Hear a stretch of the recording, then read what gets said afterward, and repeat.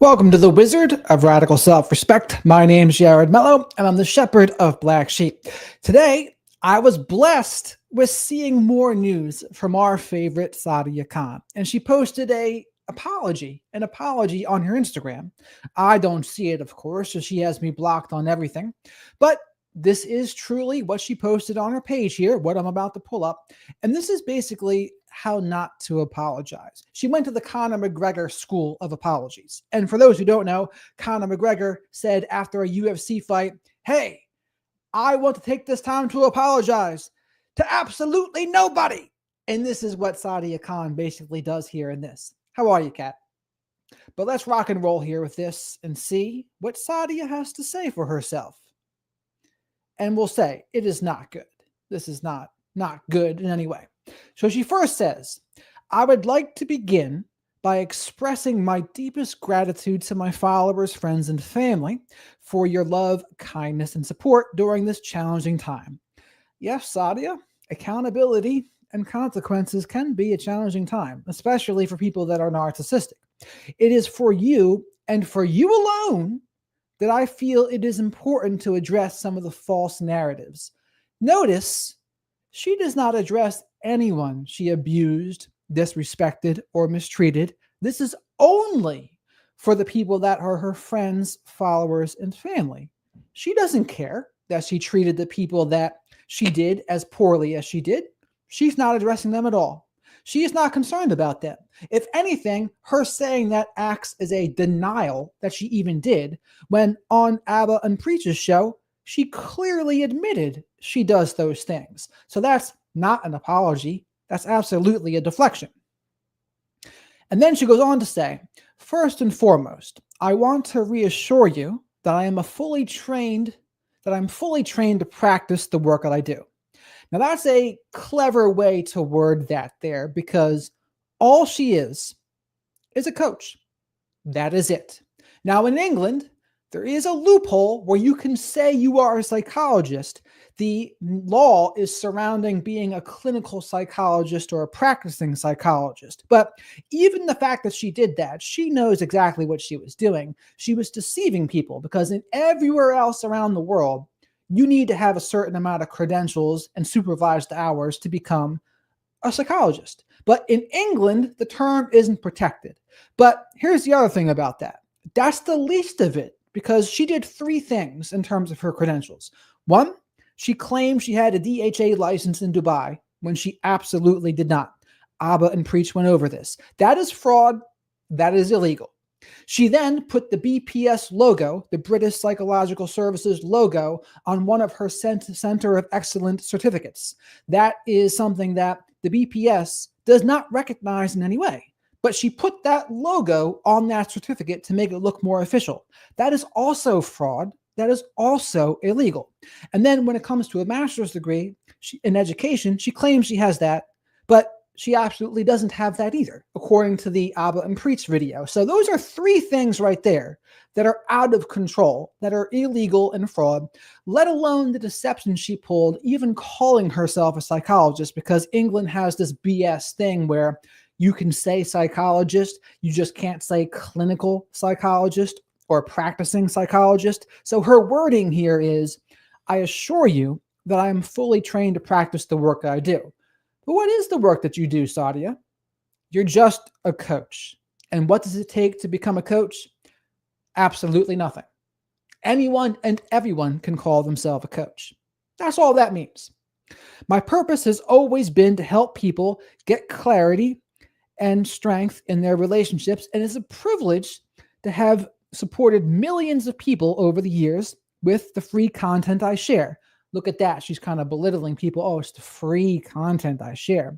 For full transparency, my consultation fee is $500 per hour. Claims that I charge $8,000 have no truth in them and were created to discredit my intentions. The links to my one-to-one have always been publicly available and remain unchanged in my bio. So that is also true. $8,000 was her coaching package fee. It's $500 an hour. But even addressing that, that's a minor thing in comparison to the fraud about her credentials and the abuse and the disrespect that she gives people that disagree with her. That is a different story completely. How are you, George? There has also been a particularly harmful rumor suggesting I was involved with a married/engaged man. Despite the speculation, no married man or wife has emerged and never will, because there is zero truth behind this claim. I will not allow fabrications like this to invalidate the values I stand for. Wow, some righteous indignation there when someone who clearly said the things she said in an audio call. And granted, the being a side chick or the affair that she was having with this guy, that is the least of her concerns, in my opinion, because these other things that I mentioned, her abuse and disrespect of others and the fraud in terms of her credentials, that is way worse. And the audio says what the audio says there. Now, she could maybe claim that guy wasn't married yet. It was just an engaged man, and that was her fiance that she was talking to. Now, okay. Let's see. So notice her language here about all of that too. That's not even really the point of what's going on there. She said what she said. And maybe that guy just got blackballed into not coming forward. Who knows? To my loyal community, only her loyal community, mind you, anyone that's called her out, you can go kick rocks. I'm so deeply sorry for the distress these rumors, all in capitals, may have caused you. I remain committed to offering value, insight, and support, and I will not let those without a purpose derail me from mine. So anyone who has called her out just doesn't have a purpose, apparently. And that's the only reason why they're calling her out, because they don't have a purpose. So she's belittling the people that call her out. This is another subtle form of Darvo, deny, accuse, reverse victim, and offender. And she's saying they just don't have a purpose, but I'm on my purpose. I'm going to provide you value and insight, etc. But that's garbage, because it is illegal to be claiming things like, oh, this is a BPS accredited certificate, when it's absolutely not. You can't claim you have a DHA license when you absolutely don't. Those things are illegal. That's illegal to do. The Abba and Preach video proved those things. And even that is bad, but the abuse and disrespect is even worse to me. To me, that is the worst thing as someone who's going to be helping others, to be treating people like that in front of everybody. That's the worst thing she did, and no acknowledgement of that at all. But she did acknowledge that in the Abba and Preach video. She said, oh, yes, I have a temper. And then she played the victim. Oh, people are only caring about my credentials because I'm a brown woman, and then I've been bullied my whole life. Now, a deflection to avoid accountability, as all of this is. All of this is a deflection to avoid accountability. Zero ownership, zero accountability, zero apologies, zero sorry. So if that doesn't show you what she's all about, I don't know what will. She's going to keep on keeping on as she is. She doesn't really care how she treated people. She doesn't care that she deceived people. She just thinks that people get what they get. That's all. And so to me, the whole thing is absolutely ridiculous.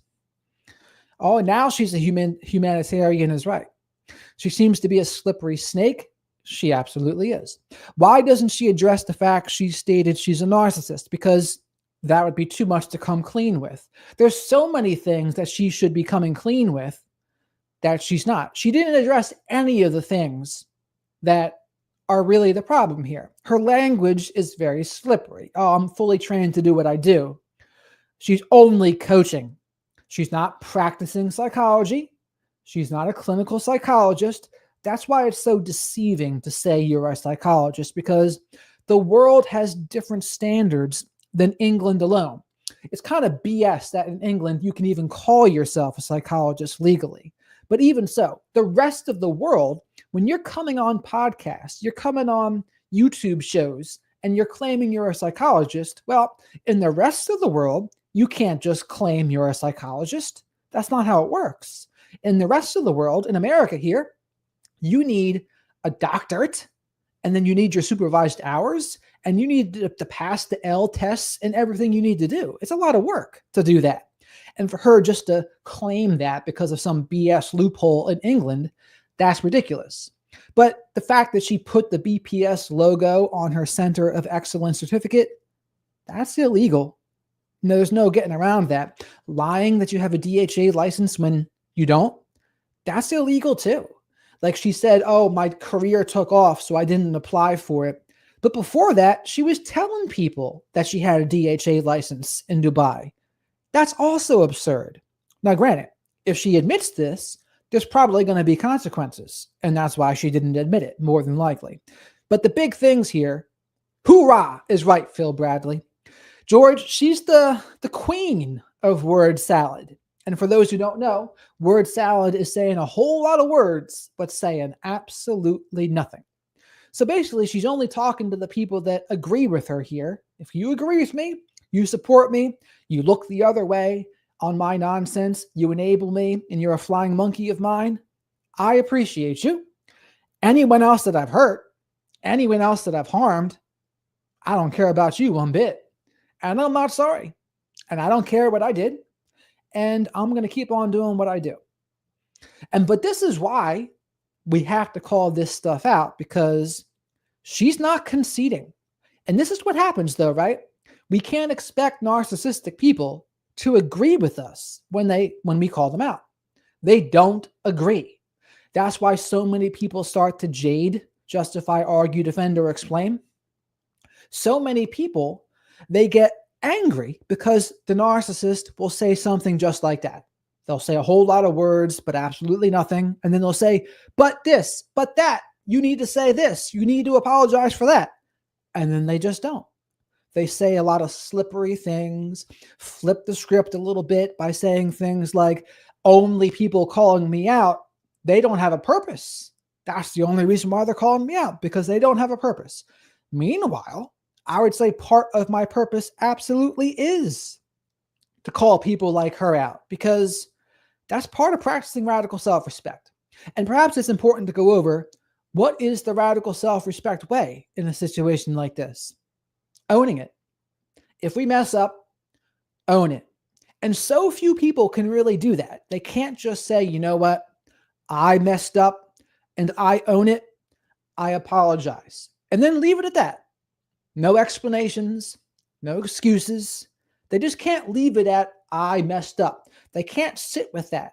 They feel this sensitivity to criticism, and they can't help it but to justify themselves, play the victim, use Darvo, deny, accuse, reverse victim and offender, maybe gaslight, use word salad, play the victim, anything. Those are the things that they're going to do because they can't sit with that. It conflicts with their grandiose sense of self. They don't like that. So they have to squash and belittle anything that doesn't reflect back to them how they want to appear to the world.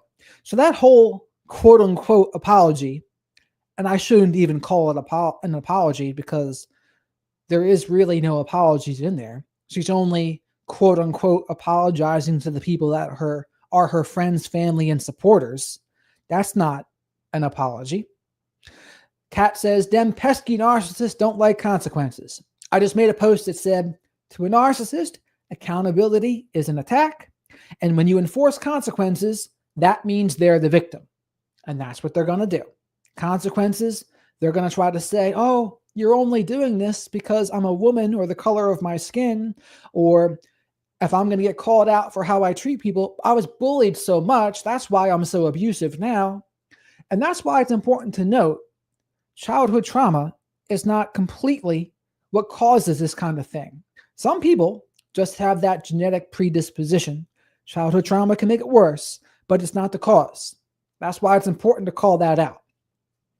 George says, they double down when called out. Yes, they absolutely do.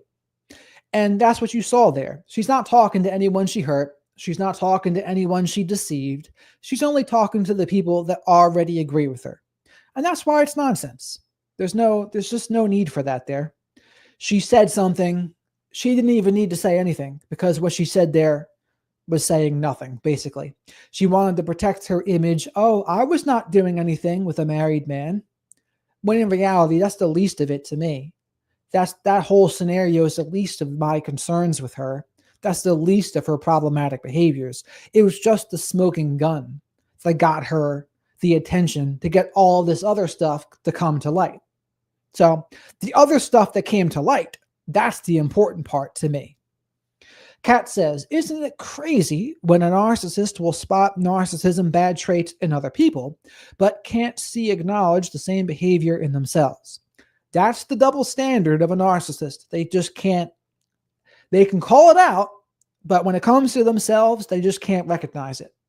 And they're going to do anything else other than recognize it. Which reminds me, that's why the way to hold a narcissist accountable is to enforce consequences. Making videos like this is enforcing a consequence. Having other people like Abba and Preach make videos, Goob, all of them making videos, that's a consequence. And when it comes to narcissistic people, that's really one of the only consequences they're going to respect, because you can harm their image if you're big enough. Abba and Preach, that video is 5 days old and has 1 million views. That's something that's going to hurt her image. That's the only thing narcissistic people respect. They respect the game of power and they respect strength. That is it.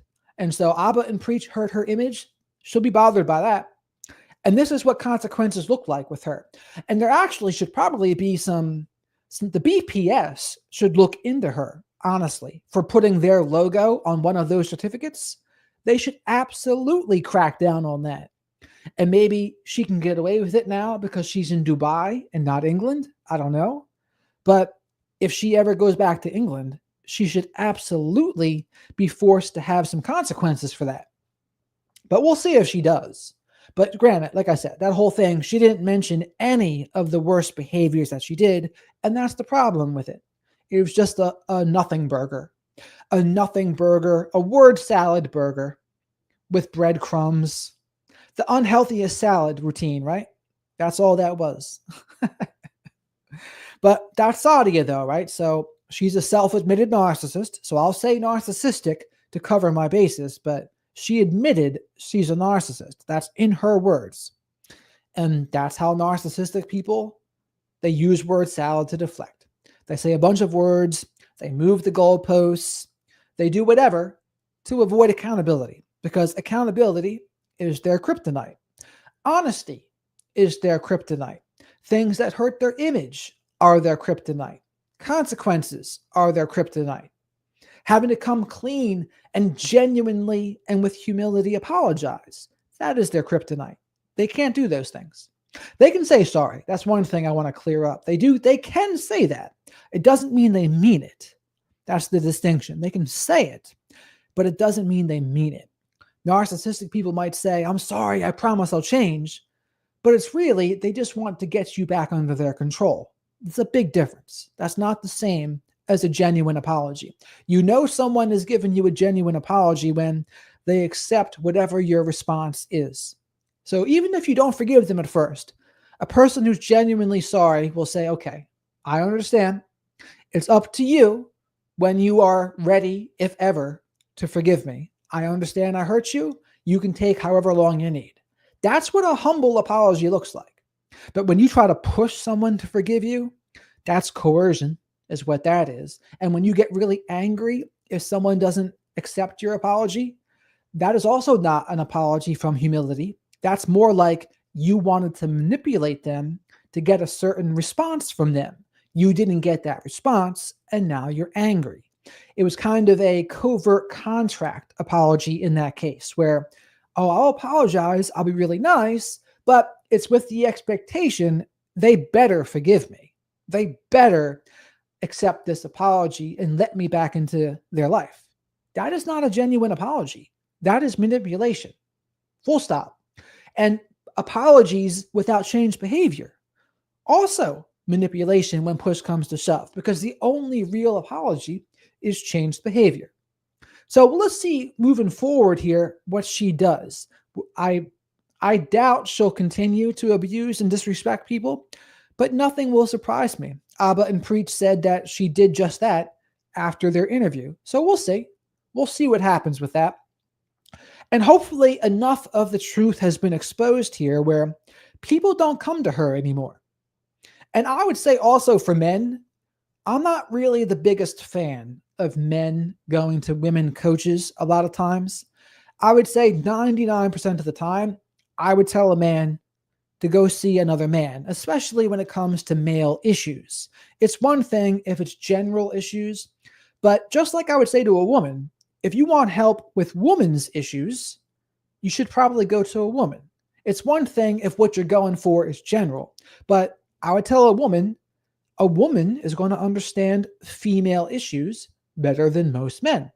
Just like I would say to a man, another man is going to understand male problems and issues better than 99% of women. Now, there is a small percentage of women that I think that's not true for. I think sometimes, and I've interviewed some of those where, okay, it's a rare thing where they do have valuable insight, I would say, for a man. But for the most part, men should go to men, I would say. Because here's the other thing with men going to a woman counselor, and this is how, especially if they choose to go to a female attractive counselor, then that can kind of sabotage the whole thing. Because unfortunately, a lot of men, their relationship with masculine energy isn't good. And so they feel more comfortable with kind of that mommy energy. Oh, I'm going to go to the female counselor because she's going to mother me a little bit. She's going to soothe me. When really what that man needs is a better relationship with masculine energy. That's what that man needs. A man, he's going to be a little more tough on a guy. At least a good counselor will. That's what I do when I'm coaching. I'll be honest and firm with a man because to me, that's what I respond to myself. I respond to validation plus challenges. Like, I'm not saying to go toxic positivity on them, but I'm saying challenge them. Challenge them a little bit. Like, what are you doing here if you never challenge them? What are you doing here if all you ever do is validate? There's really not much growth if it's just validation. The growth comes when you get them to see things in a different way. The growth comes when you start doing different actions. So that would be my thing. So hopefully men know, don't go to see her. She's shown her true colors with how she really thinks. She doesn't really care about you. She really only cares about your money anyway. So as a man, respect yourself. Don't go see her as a coach there. There's plenty of evidence here to show you there's better people to see. Even if you insist on seeing a woman, there's better women to see than her out there. Let's put it to you like that. Although I would prefer that you see another man. That's just my 2 cents about it. But that was Sadia's apology. Not a good apology, if you ask me. It wasn't really an apology at all. Really more of a word salad deflection and just basically affirming her flying monkeys and enablers. The biggest annoyance also is that term psychologist in England. That is a loophole in England. Their laws are surrounding clinical psychologists and practicing psychologists. The word psychologist alone, anyone can say in England. But even so, that is a deception all throughout the rest of the world because you can't do that in Canada. You can't do that in America. You can't do that anywhere else. But there you can. And that doesn't address the fraud either. It doesn't address the BPS logo fraud. It doesn't address saying you have a DHA when you don't. That's all wrong. That's all wrong. And I don't know how anyone could defend that. And granted, there are people who will defend anything. I saw that with the woman at the baseball game story. People saying to me, oh, it's the man. The man was acting entitled. He ran to her section to get the ball. It's like, that's how baseball games work. There's a scramble for the baseball. And if you've noticed, I took that video down because somebody filed a copyright strike against me for that. And I was like, what? And I looked up who it was. Apparently, there's a lot of people who have had an issue with this person, but they said I used some audio that was copyright. I was like, what? So, and they said, oh, any money this video makes, they're going to get. I was like, nah, screw you. You're not making my money. I'll delete this video before I give you my money. So deleted it went. because you don't need copyright strikes, right? That's one of the big things as a YouTuber. You don't want copyright strikes in any bit, in any way. But George and Kat, how are you today? And Phil Bradley, how are you too?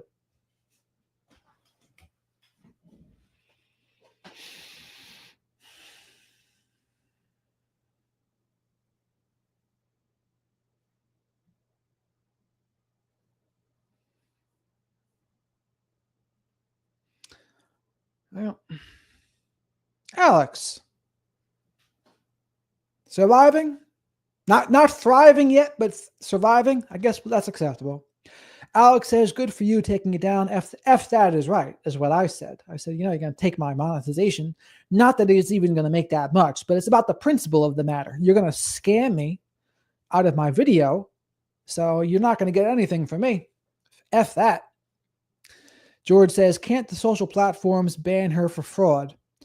I'm not sure how Instagram and YouTube and Facebook works with that. I'm not sure. I know they care about other things. Like, for example, I posted a picture with my 3-year-old niece the other day, and she didn't have a shirt on because she's 3 years old. And the picture, there showed like her without a top on. And I got a strike on Instagram for that. I was like, are you kidding me? The girl's 3 years old. And it's like, you just don't think that. But I got a strike, and they said, nope, you can't monetize on Instagram for a week now because of that. I kind of think someone reported it. So, but that's just ridiculous. Ellie, how are you? We went over the Sadia fake apology here. It was really just a bunch of word salad where she didn't address anything she actually did wrong, corrected things that were trivial, her coaching prices. Coaching prices weren't the issue. She said, it wasn't $8,000 an hour and $500 an hour. It's like, well, that's the least of the concerns here. And the same with the side chick thing. That's not really a concern either. The fraud's a concern, and your abuse and mistreatment to others is a concern. Those are the big things. And those are the things that she didn't mention at all. She didn't mention any of that. It was all just, and then she didn't mention she was even addressing anyone else besides the people that already agree with her.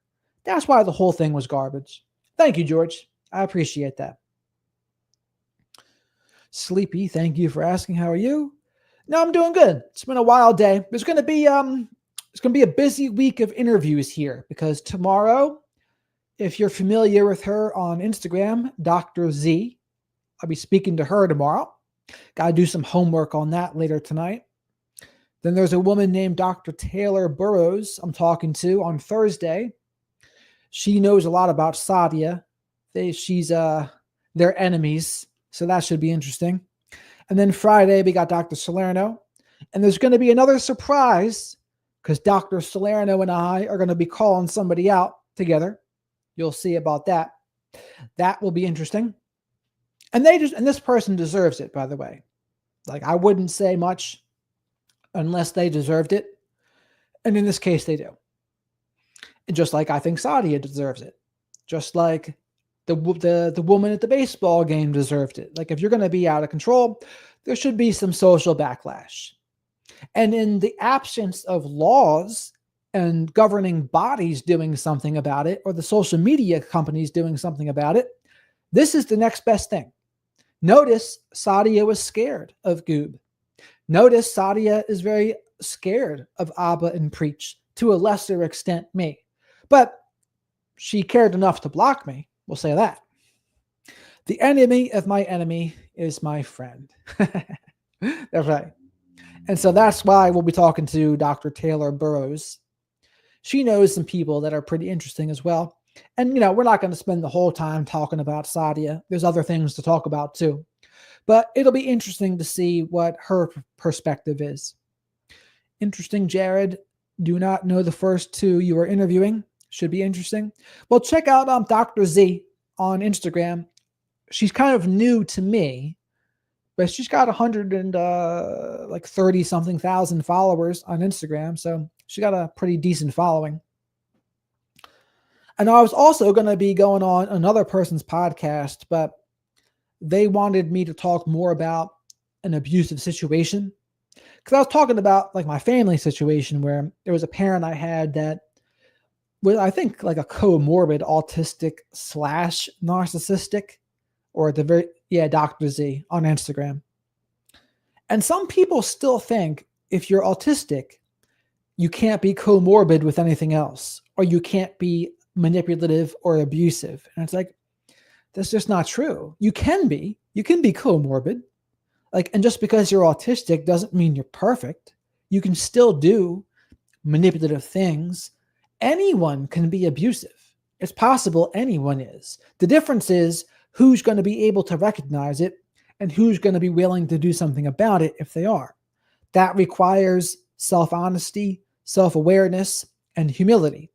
But it never surprises me. It never surprises me that people just don't know that.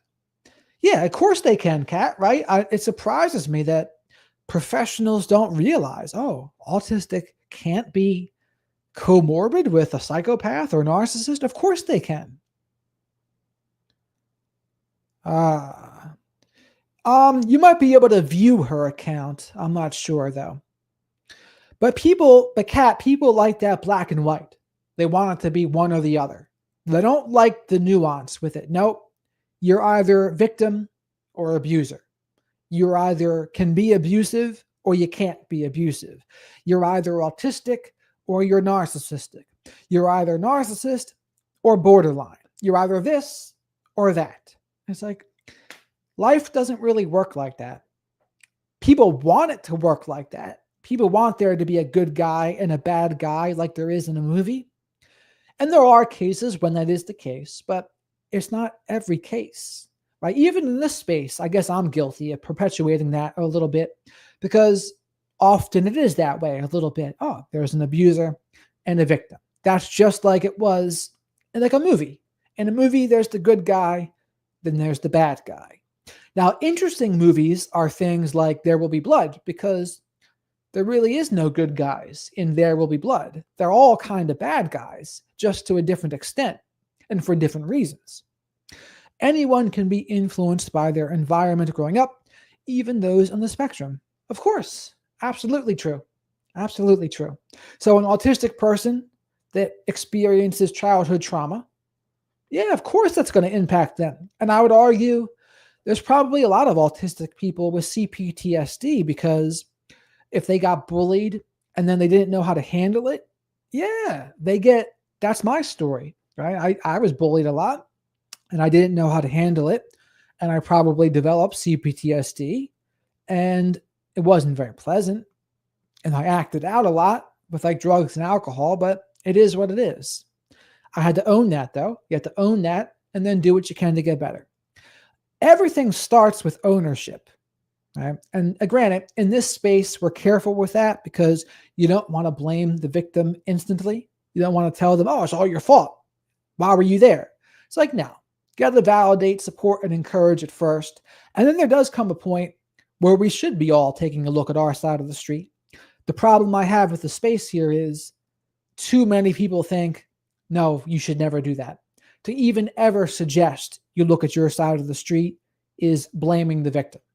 And it's like, no, you can't say that, because then there's no growth. Growth is when we look at our side of the street. There's not much growth even learning about the narcissist behaviors. It's awareness, but awareness is not always growth. It's a step. Growth is a different thing. And I think the awareness can prompt us to growth. The awareness can prompt us to different actions. But the awareness without action, that's not going to go too far.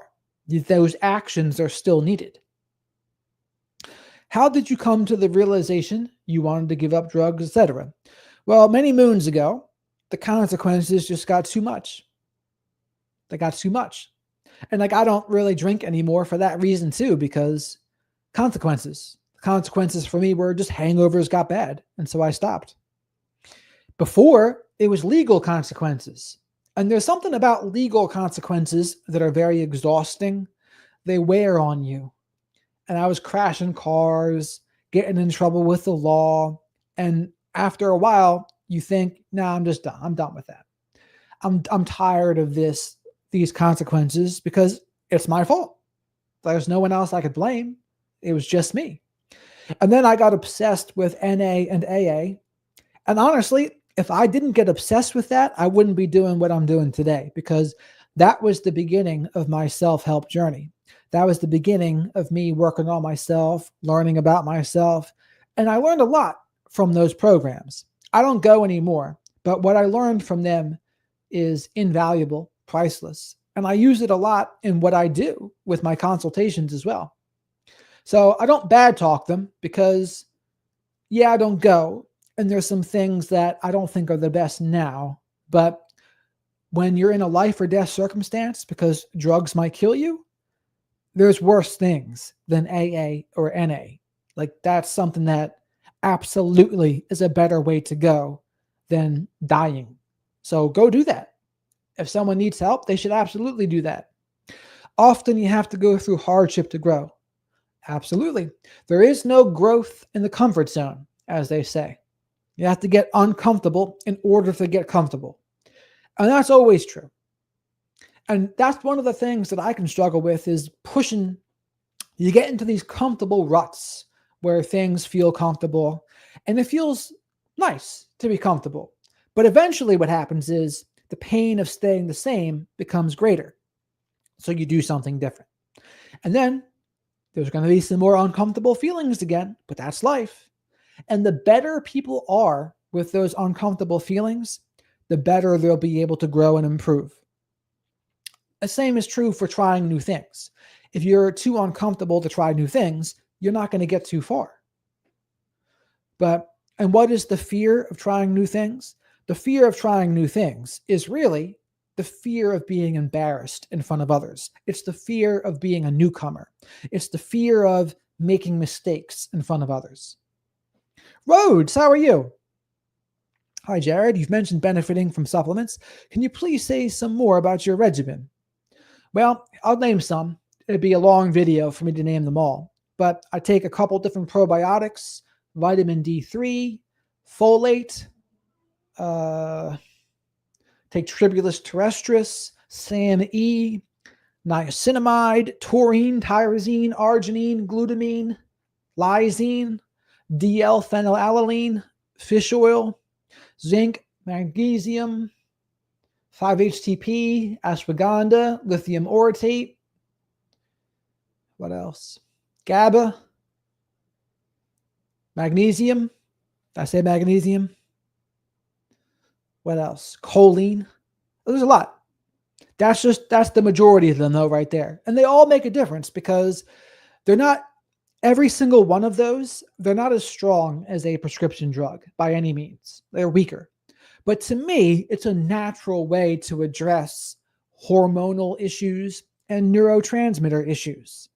It's not the only thing to do, though. I consider it, there's a scientific component and there's a spiritual component. Yeah, you should, because my stack's probably insane.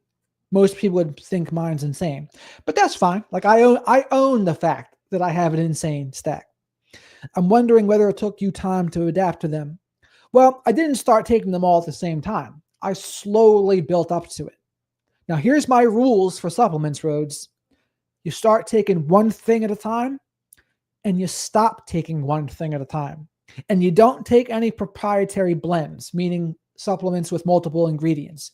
You take things one ingredient at a time so you can isolate the variable. So when I take taurine, I only adjust taurine because different brands have different strengths. And you got to watch out because some supplement brands, they add other nonsense. Something they like to do is put in B6.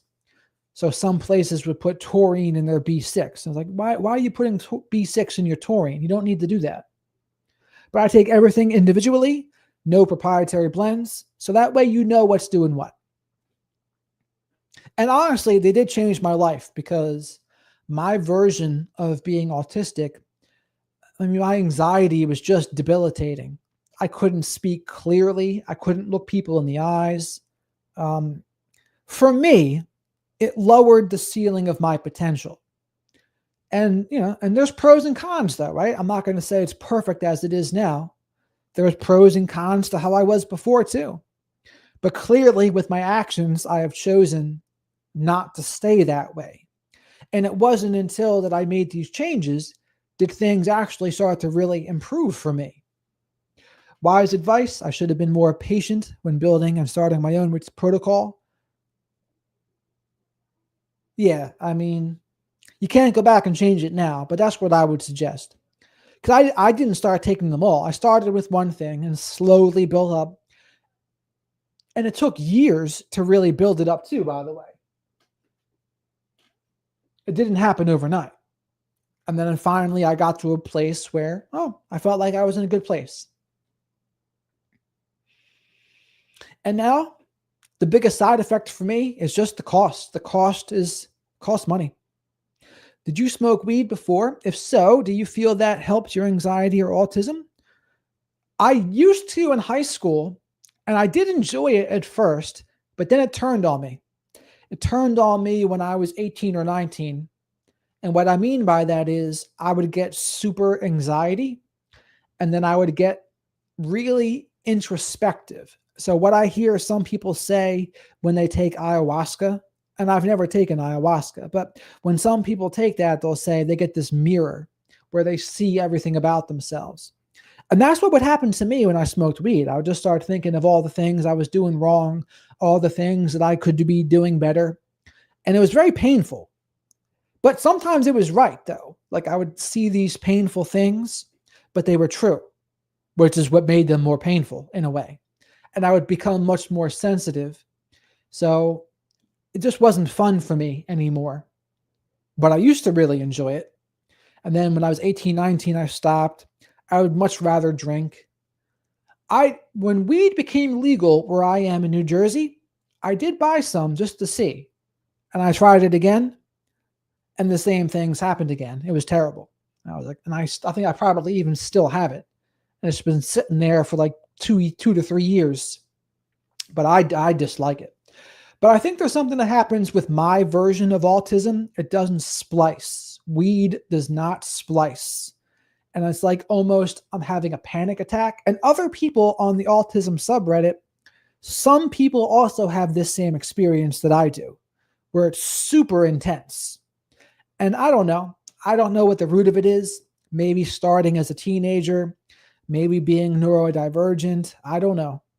But all I know is I don't like it. And so I don't do it. Like I said, I would much rather drink a beer. The problem is the consequences the next day, if I have more than a few, would not be very good. And so I just don't. It keeps me in line in a way. Keeps me in line, which is good because I'm 40 years old. There comes a point when you can't be ripping and running like that. It's more embarrassing at a point. It's more embarrassing. And now you're just, if I'm out at a bar, like drinking with the college kids, I would be considered a loser at that point, right? Like it's one thing drinking with friends that's your own age or something. That might be a little more acceptable. But depending on where you are, you can just be looked like, what is this? What the heck is this guy doing here? He shouldn't be here. He's an adult. Like, get him out of here. But anyway, I think that's about it though for today. I wanted to address the Sadia Khan fake apology there. There really wasn't much to go over, but I did break it down. I broke it down, the problem with it. And the problem with it's pretty clear. It's all right there. No real apologies, no addressing of what she actually did wrong, no accountability, no ownership, no nothing. Do you think narcissists truly respect those that stand up to them? I don't know if respect's the right word. They might, a version of respect that's more like fear. Because respect would be more of a positive regard. And it's not that they have a positive regard. It's more like they respect what you could do to them. They respect what you can do to their image. Maybe that.